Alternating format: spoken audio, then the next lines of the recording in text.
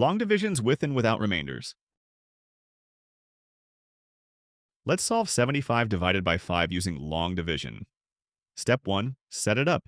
Write 75 inside the division box and 5 outside as the divisor. Step 2. Look at the first digit. How many times does 5 go into 7? Well, 5 goes into 7 one time because 5 times 1 equals 5. 5 times 2 is 10, which is greater than 7. Consider the number less than 7, which is 5.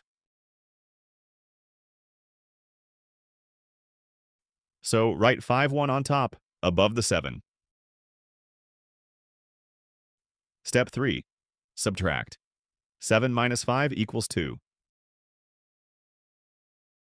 Now bring down the next digit, which is 5, making it 25. Step 4. Divide again. How many times does 5 go into 25? That's exactly 5 times, because 5 times 5 equals 25. Write 5 on top, next to the 1. Step 5. Subtract again. 25 minus 25 equals 0. No remainder. So the answer is 15. That means 75 divided by 5 equals 15. Consider one more example. Let's solve 93 divided by 2 using long division. Step 1. Write 93 inside the division box and 2 outside as the divisor. Step 2. Start with the first digit. How many times does 2 go into 9?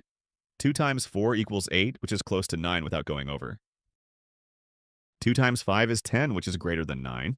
Consider the number less than 9, which is 8. So write 4 on top, above the 9. Step 3. Subtract. 9 minus 8 equals 1.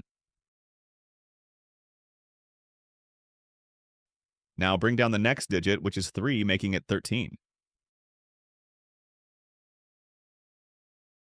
Step 4. Divide again. How many times does 2 go into 13? 2 times 6 equals 12, so it goes in 6 times. 2 times 7 is 14, which is greater than 13. Consider the number less than 13, which is 12.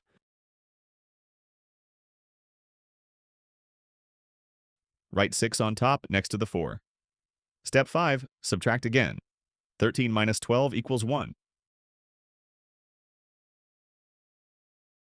That means we have a remainder of 1, so